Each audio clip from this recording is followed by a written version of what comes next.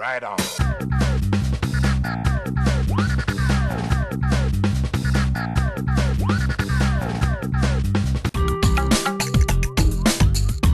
There's a great sense of community here. Quite active and very diverse. There's a lot to do in Lakeview.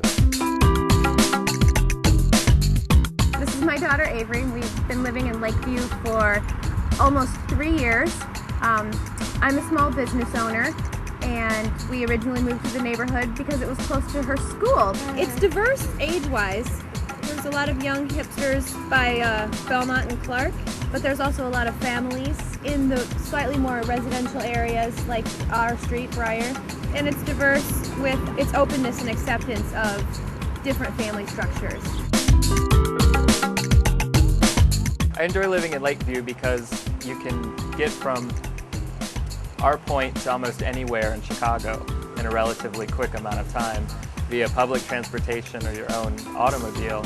Lakeview represents a nice compromise between living in the downtown craziness and dealing with all the tourists and the slower life of the suburbs. Just a nicer attitude about dealing with life. My name is Heather Way. I'm the Executive Director of the Lakeview Chamber of Commerce. Lakeview was actually its own town. Over time it became more industrious, and in 1889 it was actually annexed as part of the city of Chicago. Within Lakeview we have the lakefront, which includes Lincoln Park, the area of Wrigleyville, which is centrally located around Wrigley Field.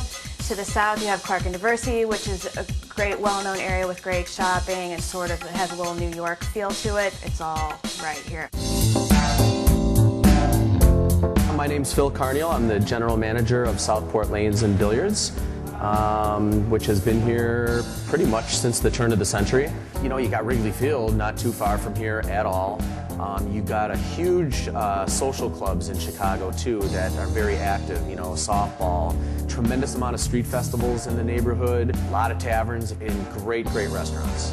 We still have manual set pin setters here, which basically we're one of 5 places in the country and supposedly one of 10 in the world that still sets the pins by hand here. And if you stick $1 or a couple dollars in the finger holes of the ball, you know, they'll start knocking down some pins for you. And you know, we have the most 300 games, I think, in probably the history of bowling alleys. My name's Kip McCabe. I'm the manager of Reckless Records on Broadway at 3161 North Broadway. I've worked here for 11 years. Reckless Records was started in 1986 in London, England. The owner, Charles Taylor, in '89 he opened Reckless Records on Broadway. We're one of the largest independent record stores in the Midwest. We're more of like a cultural outpost or a destination store. I'd say it's a pretty mixed bag of people here. It's kind of a trendy area. It's a big commercial district with a lot of stores, a lot of trendy, hip kind of stores. A lot of the streets that run east to west just have a nice array of very beautiful properties that are mixed in between modern and more retro.